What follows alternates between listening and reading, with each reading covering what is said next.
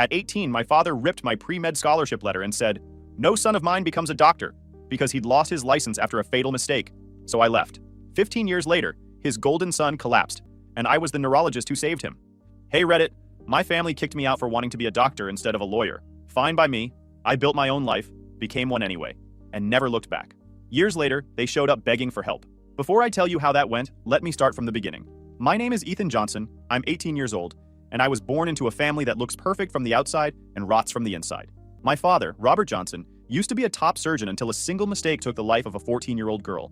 He lost his medical license, his reputation, and whatever humanity he had left. He's been bitter ever since, hiding his shame behind arrogance. My mother, Margaret, acts like everything is fine. She keeps the house spotless, hosts her charity luncheons, and smiles like the past never happened. Her denial is her armor. Then there's Daniel, my older brother, 21, the golden boy. He's in law school, well-spoken, smug, and confident. Everything my father wanted me to be. He wears that approval like a crown. And then there's me, the quiet one, the watcher, the one they all underestimate. A week ago, I got the letter that was supposed to change everything. Acceptance into North Park University pre-med program, full scholarship. It was the first thing in my life I'd earned completely on my own. No connections, no family name, just work. For 7 days, I kept that letter hidden under my mattress. I read it every night until I had the words memorized. Dear Mr. Johnson, we are pleased to inform you. I didn't tell them right away. I knew how they'd react. My father hated medicine.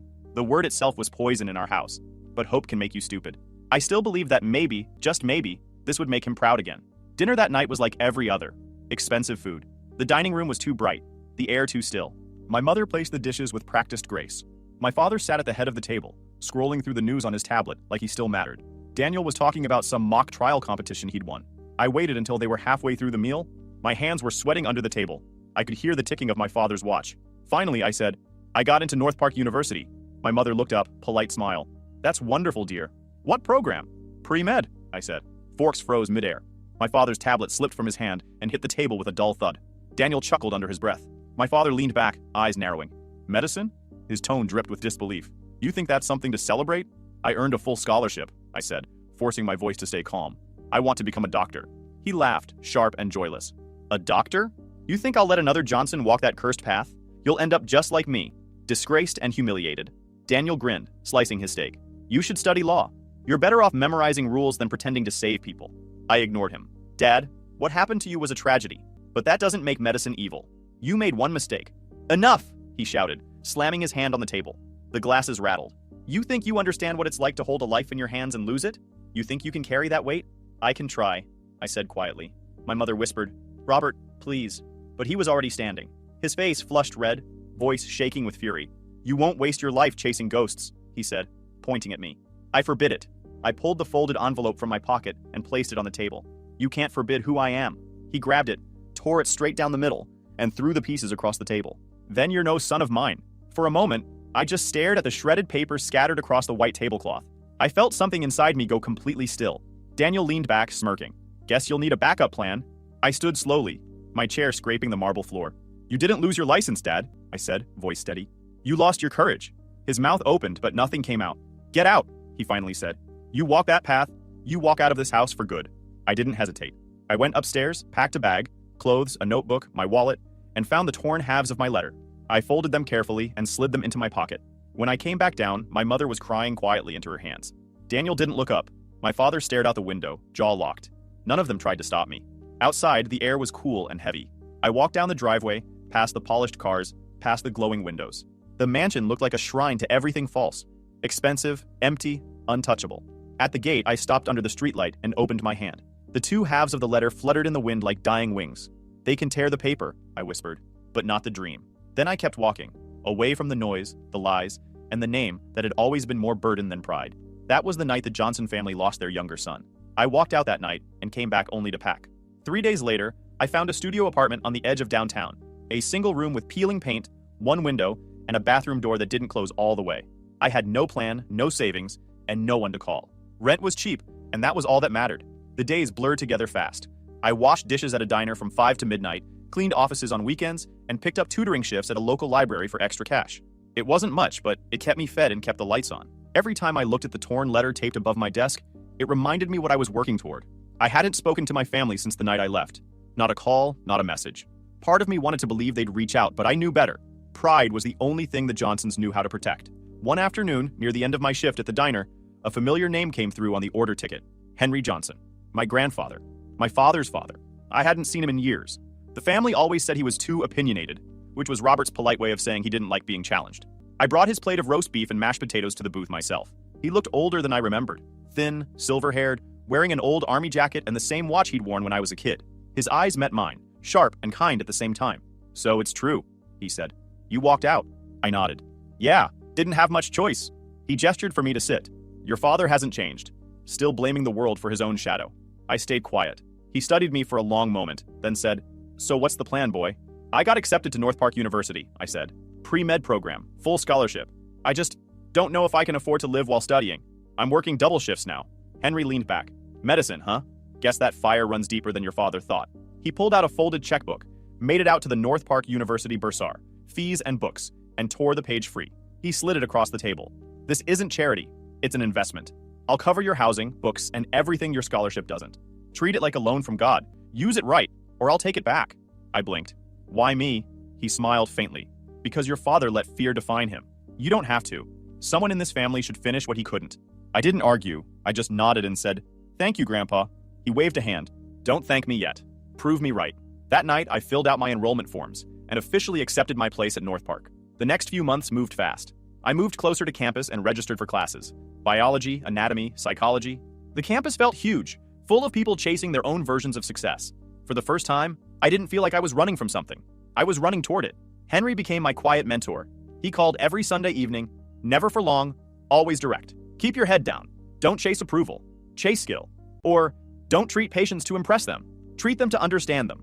Meanwhile, I heard small things about my family through whispers from old neighbors and news articles. My father had started drinking heavily again, showing up at charity events red-faced and loud. Daniel had become a minor celebrity in law school. Debate trophies, articles, interviews. My mother's name showed up in event photos, smiling beside people who didn't know her world was crumbling. I learned to stop checking. Their lives weren't mine anymore. North Park wasn't easy. There were moments I wanted to quit. When the bills piled up, when I failed a quiz after working a 12-hour shift, when I realized everyone else had safety nets I didn't. But I always remembered Henry's voice. "You can't control the storm. You can only keep walking through it." The months turned into a year. I earned near-perfect grades, kept my job at the diner on weekends, and volunteered at the university hospital's neurology wing. Watching patients regain speech and movement after injury fascinated me. The brain was fragile, but it could rebuild itself if given the right guidance. I saw hope in that. One night after midterms, I left the library close to midnight. As I crossed the parking lot, I noticed a familiar truck parked across the street. Inside, behind the fogged-up windshield, was Henry. He didn't call out or wave. He just sat there, lights off, watching the dorms. I knew why. He wanted to make sure I was still here, still fighting, still pushing forward. I raised a hand, and even from a distance, I could see him nod once before starting the truck. He drove off slowly, disappearing into the dark. I stood there for a while, watching the taillights fade. For the first time in months, I didn't feel alone. 3 years passed faster than I expected, between classes, labs, and shifts at the diner. Sleep was something I traded for survival. My hands were always shaking, from exhaustion, not nerves. But I got used to it. That was the cost of progress. North Park University wasn't gentle. Every day felt like a test of endurance. Anatomy labs bled into pharmacology lectures, which rolled straight into study groups that lasted until sunrise. Most students complained. I didn't. I was there because someone believed in me, and I refused to waste that faith. My fascination with the brain started during sophomore year. The first time I watched a neurosurgery video in class, I couldn't look away. The complexity of it, the way thoughts, memories, and identity could all depend on a few centimeters of tissue, felt sacred.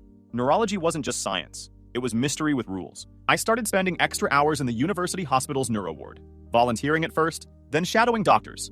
Watching them diagnose patients who couldn't speak, move, or even understand their own reflection changed something in me. The more I saw, the more I realized how fragile people really were, and how precise you had to be to fix them. By my third year, professors knew my name.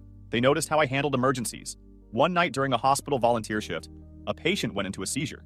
The resident panicked, and I stepped in instinctively, clearing the airway, rolling the patient, keeping his vitals steady until help arrived. Afterward, the attending physician said, "You don't freeze under pressure. Keep that." I never forgot that line. Between labs and night classes, I still worked weekends at the diner. The pay barely covered rent, but it kept me grounded. Most nights were routine. Coffee refills, noise, and tired faces. But one evening near the end of fall semester, everything shifted. The diner was packed.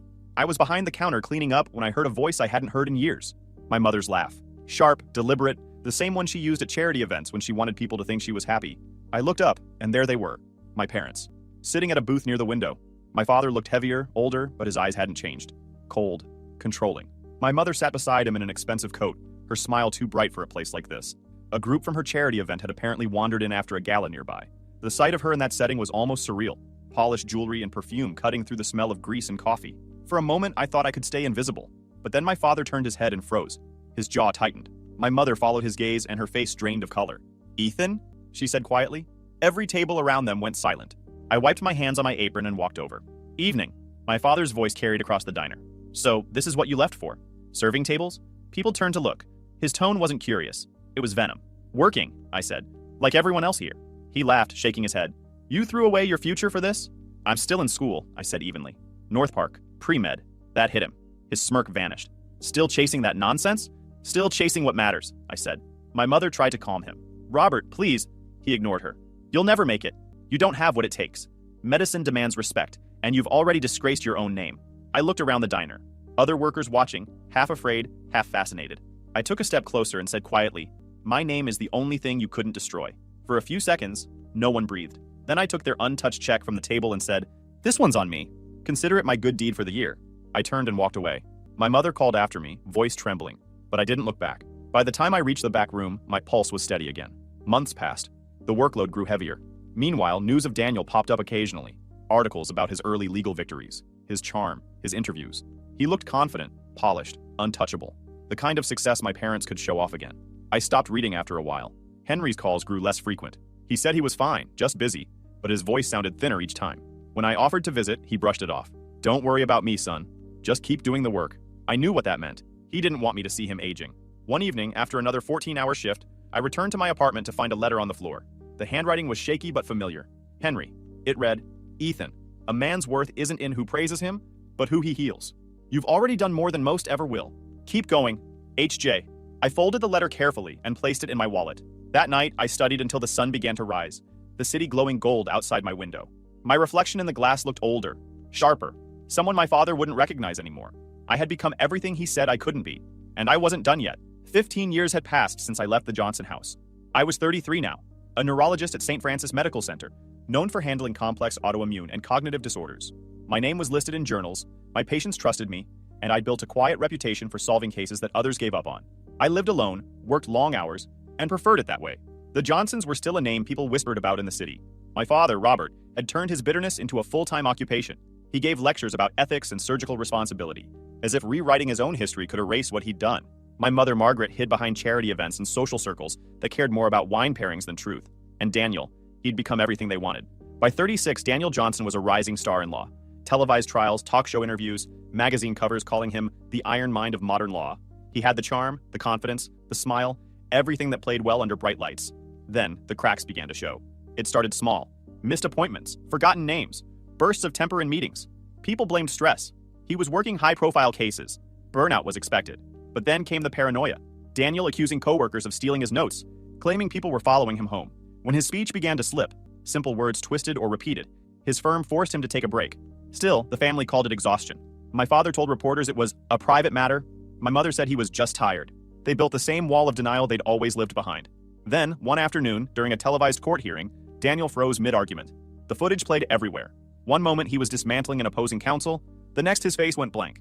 His eyes rolled back, his mouth moved with no sound, and then he dropped. That was the day the Johnsons' perfect image finally cracked. He was rushed to the hospital. No one could figure out what was wrong. MRI? Clean. Toxicology? Negative. Psychiatric evaluations? Contradictory. Some said early onset schizophrenia, others thought it was epilepsy or drug-induced psychosis. Every answer made him worse. Robert lashed out at every doctor who failed to fix his son. He accused hospitals of incompetence and malpractice, just as he once accused himself. Margaret barely left Daniel's bedside, pretending that faith could replace science.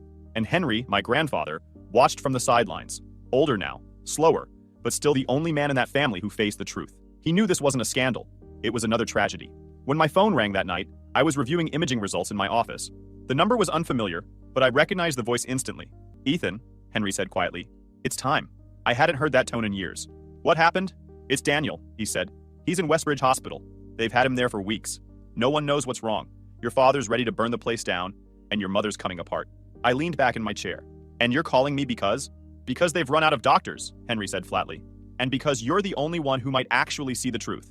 I said nothing for a long moment. The silence stretched thin between us. Finally, I asked, "Do they know you're calling me?" "Of course not," he said. "They'd rather die of pride than admit they need you, which is why I'm not asking you to forgive them. I'm asking you to help your brother." I closed the file on my desk. "If I come, you keep my name out of it. They don't get to know it's me until I decide." "You have my word," Henry said. I flew to Westbridge the next morning. The hospital looked almost identical to the one where my father had once worked. Henry met me outside the ward. He looked frail but alert, leaning on a cane. "Room 314, he said. "They've tried everything. Antipsychotics, antivirals, even ECT for suspected catatonia. It didn't touch the cause." When I stepped inside, I barely recognized Daniel. His hair was disheveled, his face pale, eyes darting as if tracking things no one else could see. He muttered words under his breath, half legal jargon, half nonsense. The hospital brought me in as an external consultant from St. Francis. Because he was family, I couldn't be the treating physician. I reviewed the data and advised the attending. They held the chart and signed every order. Compliance cleared me only if I wrote none. To stay invisible, my badge read, "Consulting Neurology," and the schedule listed E-roads. To the staff, I was just another flown-in specialist. None knew I'd grown up with a patient behind the glass. Daniel lay still, wrists lightly restrained for safety, skin pale, lips cracked, a feeding tube in place. The monitors kept a steady metronome. The courtroom presence was gone, replaced by a body that twitched when the brain misfired. 34 physicians had tried. Neuro, psych, medicine. Scans were normal. Treatments conflicted. The pattern was there. No one had stayed long enough to connect it. Over the next 48 hours, I rebuilt the case from scratch. I went through every MRI, EEG, and spinal fluid result. What caught my attention wasn't what was in the reports, but what wasn't. The antibody screening had been skipped twice due to low likelihood. That mistake had almost killed him. I recommended a full autoimmune panel and asked the team to schedule another spinal tap. When the results came back, the numbers confirmed what I already suspected: anti-NMDA receptor encephalitis, a rare disorder where the immune system attacks the brain's receptors, hijacking thought, speech, and memory. Left untreated, it mimicked madness. This is what people call brain on fire. The treatment protocol was clear: high-dose steroids, intravenous immunoglobulin, and round-the-clock monitoring. I presented the plan to the attending, who signed the orders. By the second week, I lived almost entirely inside that ward. Nurses learned to leave coffee on my desk instead of conversation. I monitored Daniel's vitals every few hours, recommending medication adjustments, and documented every flicker of response in my consult notes. When the tremors began to lessen, I knew we were turning a corner. Henry visited once, moving slowly down the hall with his cane. He didn't enter the room. He just watched through the window until I stepped out. "You've become the man this family needed," he said. His voice cracked halfway through the sentence. I shook my head. "I'm just doing my job." He smiled faintly. "That's exactly what your father used to say, back when he still remembered what the job was."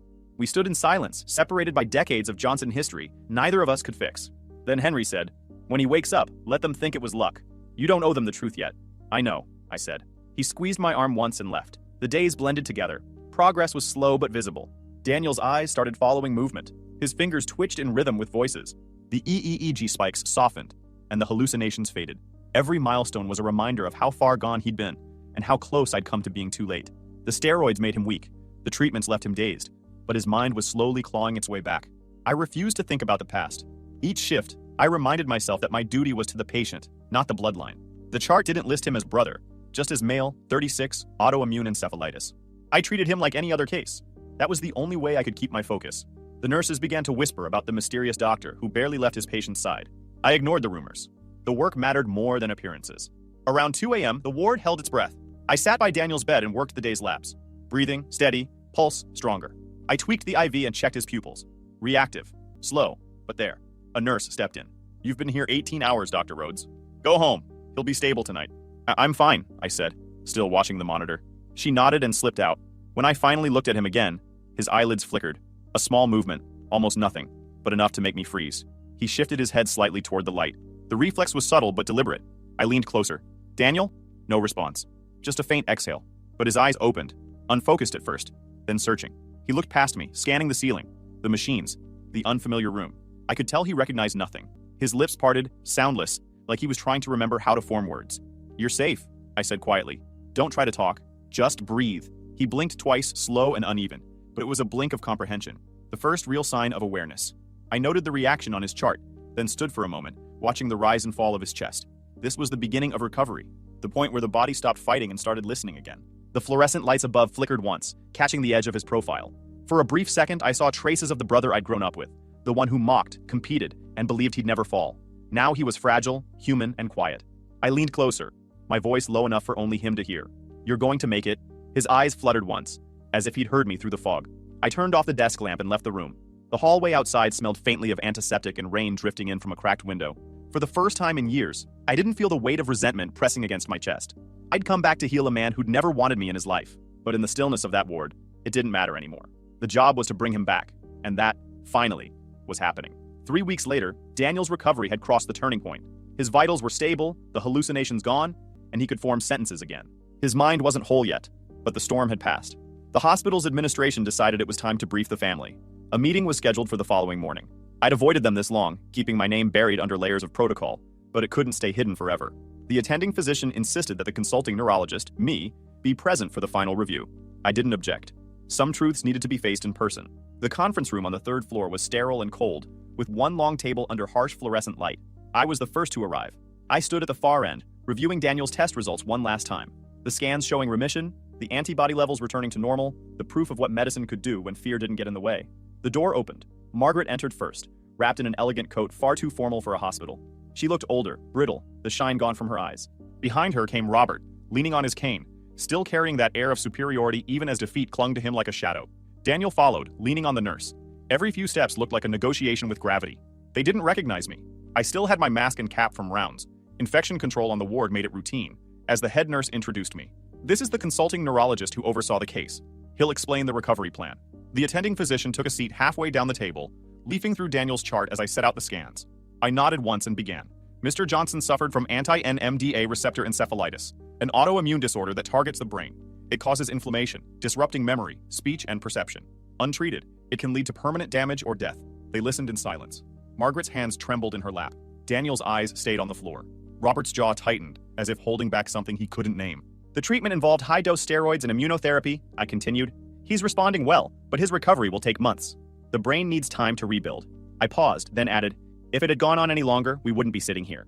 When I finished outlining the plan, the attending closed the chart and said, I'll give you a few minutes.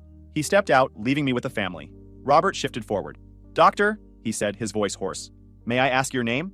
I reached up and removed my mask. Silence. Margaret's breath caught audibly. Her eyes widened, disbelief turning to shock. Robert froze completely, one hand gripping the edge of the table.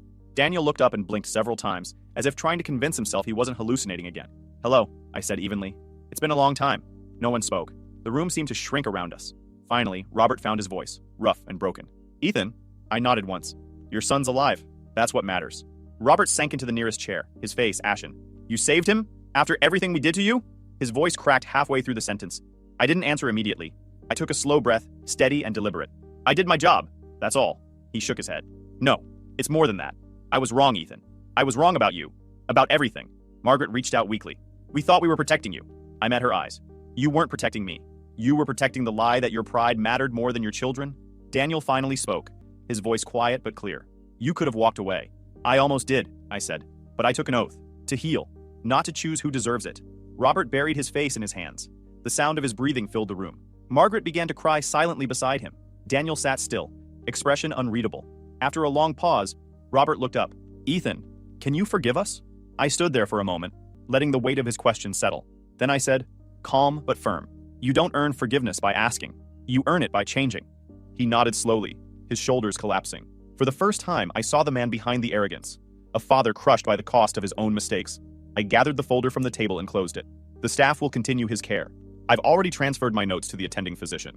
Margaret tried to stand, reaching out as if to stop me. Ethan, please, wait. But I didn't. I walked to the door. Behind me, Robert called my name once, voice breaking. Ethan! I stopped for half a second but didn't turn around. I'm proud of you, he said quietly. For the first time, there was no anger in his tone, just truth. I kept walking. Outside, the hallway was empty except for the soft hum of hospital lights. I pulled the mask back over my face and passed the nurse's station without a word. Through the glass wall, I saw my reflection, older, calm, untouchable. In the room behind me, my family sat in silence, facing the wreckage they built with their own hands. I didn't need to see their faces to know what came next. Guilt, grief, realization. The storm they'd unleashed years ago had finally come full circle. And this time, I wasn't the one drowning in it. I walked out of the hospital into the cool evening air. The sun was setting, painting the sky in muted gold. I took a slow breath, steady, clean. For the first time since I was 18, the name Johnson didn't feel like a curse. It was just a story I'd outgrown. Months passed. The world outside the hospital moved on, but inside the Johnson family, time slowed. Daniel's recovery was steady but fragile. He could walk, speak, and remember most things. but the sharp edge of arrogance that once defined him was gone. He'd become quiet, deliberate, a man learning how to live without applause. Robert, for the first time in decades, began therapy. Word of it reached me through Henry. Margaret wrote to me every few weeks. Short messages. I hope you're eating well. Daniel asks about you. Your father is trying. I read them all, but never replied. Some things didn't need closure. They needed distance. Henry stayed in touch. Even when his voice grew weaker, he never missed our weekly calls. One afternoon, he said, "The family's finally seeing what you've always known. That truth doesn't need to shout to be heard." I smiled through the phone. "You taught me that." He chuckled. "No. You learned it on your own. I just reminded you who you were." A week later, he called again. His tone was calm, but there was something final in it. "Ethan, I'm inviting everyone for dinner. One last time." I didn't ask what he meant. I already knew. The dinner was held at his house on the outskirts of town. A modest home, clean, quiet, filled with the smell of oak and thyme. It was the first time all 5 of us had been in the same room in 15 years. Robert arrived first, walking slower but straighter. Margaret followed, composed but hesitant, as if the walls themselves remembered too much. Daniel came last, hands in his pockets, still thinner than before, but steady on his feet. I stood by the window until Henry motioned for me to sit. He looked frail but sharp-eyed, his white hair neatly combed, his cane resting beside the table. Dinner was simple: roast chicken, vegetables, and black coffee. No one spoke much. The silence wasn't heavy, it was careful, like everyone was afraid to break something fragile. Halfway through the meal, Henry set down his fork and cleared his throat. "I'm not going to make a speech," he began. "I just have something to say before time catches up." All eyes turned toward him. He looked at Robert first. "You built your life on precision, boy. You thought one mistake erased who you were. It didn't. It just showed you what kind of man you'd rather not be. Took you long enough to face that." Robert nodded silently, eyes lowered. Then Henry looked at Margaret. "You spent your life pretending peace was the same thing as silence. But peace doesn't come from pretending. It comes from truth. You've got a chance to make peace now. Use it." Margaret's lips pressed together, and a tear slid down her cheek. When he turned to Daniel, his tone softened. "You were raised to think you were untouchable. Life fixed that for you. Don't waste the lesson." Daniel gave a small, broken nod. "I won't." Finally, Henry's gaze landed on me. "And you, Ethan. You did what no one else in this family ever could. You left, you built, and you came back without letting hate follow you." I said quietly, "I didn't do it alone." He smiled faintly. "No, you didn't. But you were the one who kept walking." He leaned back, his breath unsteady but eyes clear. "When your father disowned you, I made a promise to myself to never let you face that road without a hand to hold you up. I couldn't be your father, but I could be the voice that told you to keep going." The room stayed silent. Even Robert didn't interrupt. Henry looked around the table one last time. "I brought you all here not to make peace, but to remind you what it costs when pride replaces love. The Johnson name used to mean something in medicine, law, and reputation. Now it should mean something in forgiveness. You can start that without me." He stood slowly, leaning on his cane. That's all I needed to say. No one spoke for the rest of the evening. We finished the meal quietly. When I left, Henry hugged me tighter than he ever had. "Don't wait for them to understand you," he said. "Just keep being you." That was the last time I saw him alive. Henry passed away 2 weeks later in his sleep. His lawyer contacted me after the funeral. In his will, he left me a portion of his estate. Not for myself, but for something he called unfinished work. The letter that came with it said, "Use this to give another kid the chance you never got. Call it what you want, but make sure my name reminds them that faith can build what pride destroys." I used the money to start a scholarship foundation for students disowned for choosing their own path. I called it the Henry Johnson Trust. On my next shift, I arrived at the hospital before dawn. The city was quiet, the streets washed clean by night rain. I stood outside for a moment, coat slung over my arm, watching the first light spill over the skyline. The morning air carried the faint hum of life, the sound of cars starting, people waking, the pulse of a world moving forward. I thought about the letter my father tore all those years ago, the one that started everything. "They tore my letter once," I murmured to myself. "But every life I save writes it back, line by line." The sun climbed higher, cutting through the last of the shadows. I slipped on my coat, turned toward the hospital doors and walked inside, steady, healed, and unafraid.